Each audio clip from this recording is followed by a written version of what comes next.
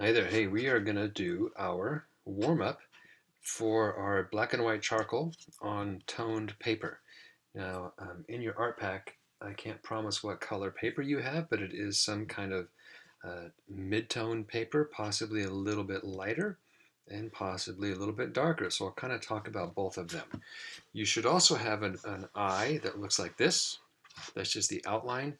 You should have an eye that looks like this that shows where the values are. It's the same one. If you did the watercolor painting already, it's the same one used for that. All right, we also have a tortillon, and this is like a little blending stick, and I'll talk a little bit how to use that as well. All right, so let me put my stuff out of here. I'll refer back to this one in a little bit. And here's the process. If you have a lighter piece of paper, it's definitely not white, but it's kind of light. What you can do is do this process. It's called a charcoal transfer or a graphite transfer, depending on what you're using. What we did with this is on the back, so you have to go up against the window so you can see right where you're tracing. On the back, you can just kind of scribble wherever there's an outline.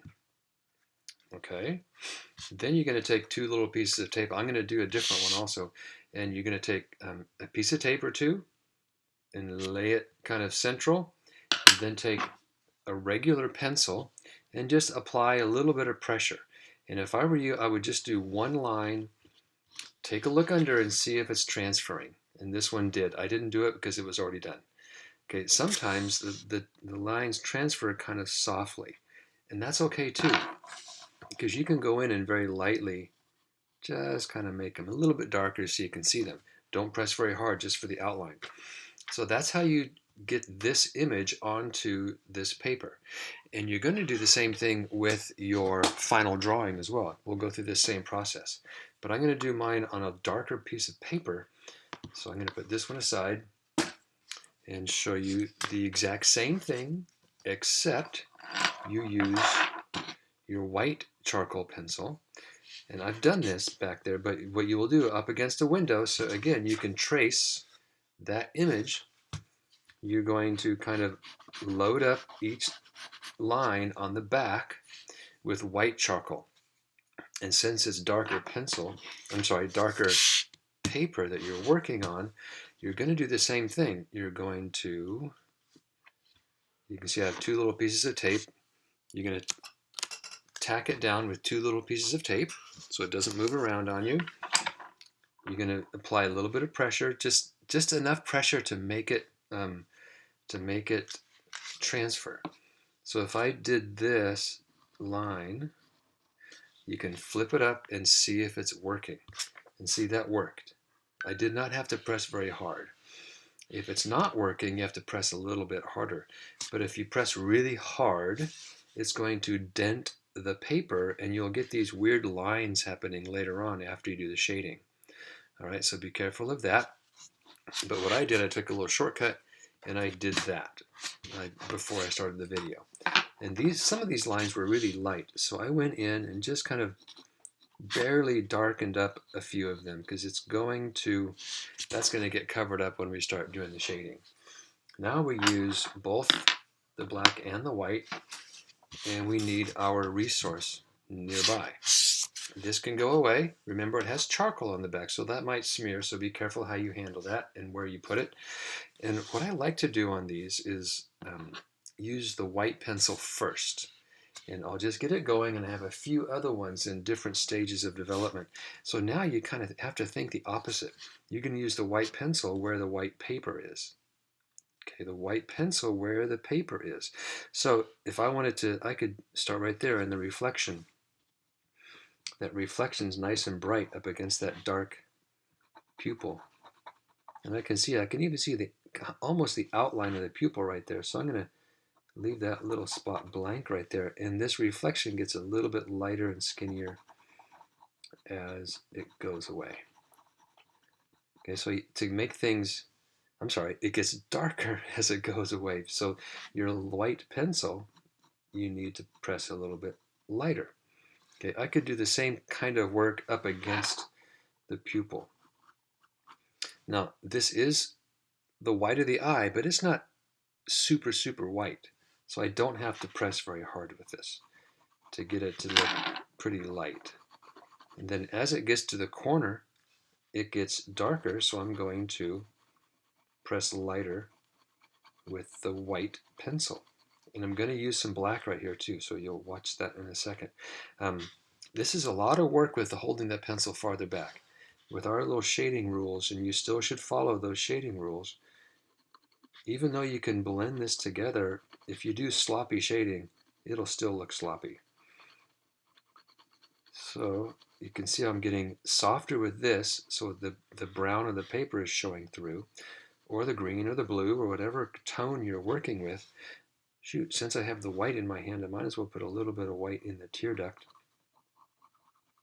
And again, you're not going to watch me do this entire thing. I might put it in hyperspeed and so you can see me do a little bit more. But let's switch to the black, and that's really dark. So I can press pretty good pressure right there. This black just really takes over. And if I were you, I would get a piece of scratch paper and just practice. Just make little smudges and smears and try to go from dark to light on some scratch paper. It doesn't have to be charcoal paper, just to kind of practice to get an idea of how dark this will get. Okay, now I'm going to let this, let's go all the way up here. We know to go dark across the top of the eye to make it look like that little shadow of the eyelid. Now I'm pressing very lightly to try to get this to blend into the white charcoal that I laid down. There's also kind of a darkness that goes around the tear duct. So again, you're really trying to draw this eye. Don't just draw some random eye that you think you want to draw. I want you to really draw this eye, because that's what you're going to do when you're drawing. You're going to try to replicate your image that you chose. So there's a little, I'm just barely hitting that, just to get that to tone down a tiny little bit. Now, you don't have to use the white first. I find that's a pretty good way to go. All right, then where's my tortillon? Oh, there it is. It was hiding from me. Now with the tortillon, I can kind of blend these together, but you don't want to go like that. That's going to make the black go into the white and white into the black. Also with the tortillon, you want to keep it on its side. Don't use the tip. This is just rolled up paper, and it will just kind of sink back up into itself, and then it'll be ruined. So you want a light touch, just a real light touch, and many times it'll make the dark stuff lighter and the light stuff darker. So you have to be careful not to push too hard. And I think I will be able to add a little more white in here. And the nice thing about charcoal is you can do that. You can kind of, with a few layers, you can kind of make the dark stuff get a little bit lighter with the white. So you can see now that I've got that nice little blend right in there to get that nice little blend right there. And if it were, I would do this too. Let's get that lighter part of the iris. I think you know where this is going, you guys. So I don't need to do a lot more other than to remind you, but let me get this finished one. Remind you that you're really looking at this. See how this tone has truly a value to it. And look how dark it is to this one. Okay, look how dark they are compared to each other. Look how dark this outline is compared to the little highlight area right above it. And other things are the same. Practice the direction of the eyelashes. Get that little swoop going. I even want you to try to get that little white reflection. So you want to leave it a little bit lighter than, oops, I want to get that out of there. You can even use the white right there a little bit. Now, charcoal, at school we have a spray that will help keep it from smearing.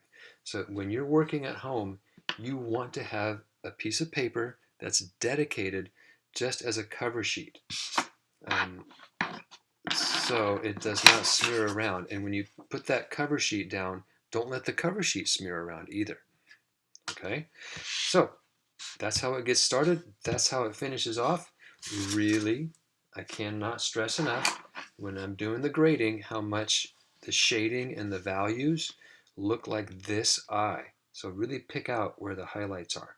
Really pick out where it kind of fades away. There's a little bit of texture to this just because of the copy machine. So ignore the texture. Think of it as something that's smooth. Again, the eyebrow hairs are something that, and if I were you, I would, when you get up there, I would let some white be up there because you can see there's white of the paper kind of mixed in there first. I'm kind of skipping around here a little bit, but there's a lot of questions about the eyebrows. Then I would do the eyebrow hairs in a couple of layers. Kind of just go separated like that. And you can see how when the white is in there, it already gives it some depth. And then maybe another time, and don't be afraid to make a few of them really kind of dark and thick. And these charcoal pencils sound like they're whistling back at you. It'll sound like there's a bird in the room once in a while. Again, even with larger areas, don't do that. That's going to kill your grade, you guys, and it's going to make it look real sloppy. And it's okay to let the paper tone show through. It's totally fine to let that kind of have a feel of the toned paper. You don't have to cover up the paper completely. Many times that becomes a nice little mid-tone. So if you see the tone of the paper, no big deal. All right, so here I'm going to do black first.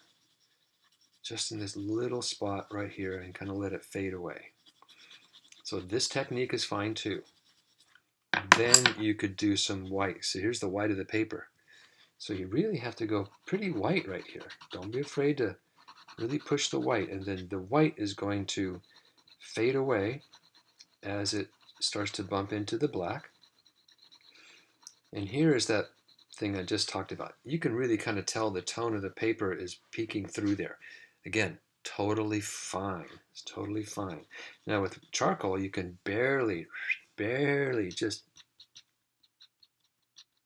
do a little bit of rubbing. If you rub hard and smear it, it's all going to smear it together. So if you want to, just little crisscrosses to help you get that smear or that blend, that's okay. But a lot of times it lifts it off, so you may have to get back in there and do a little bit of shading to get the value back in range. You can do this. Let me make a little patch. You don't have to do this on yours. But if you make a little patch of black, you can use this like a paintbrush. Like you can pick up a little bit. Let's say, just say I needed to do a little bit right down here. So you can kind of use it as a paintbrush. Go pick up a little bit more and apply some. You can clean it off and do the same thing with white. Let me make a little white patch right here. Or if you wanted to, you could probably just kind of color right on there and practice this a little bit. And if I wanted to put a little bit of white right there, see there goes some soft white. And that's a good way to lay down some subtle, soft values. All right, go for that. And remember, we're going to take a picture of it when you're about halfway done. So a little bit farther than this. I wouldn't take a picture quite yet. But you're going to take a picture halfway done with a pencil or a charcoal pencil right next to it and try to make those pictures good quality when you hand stuff in. All right, there you go. And we'll talk more about it in class.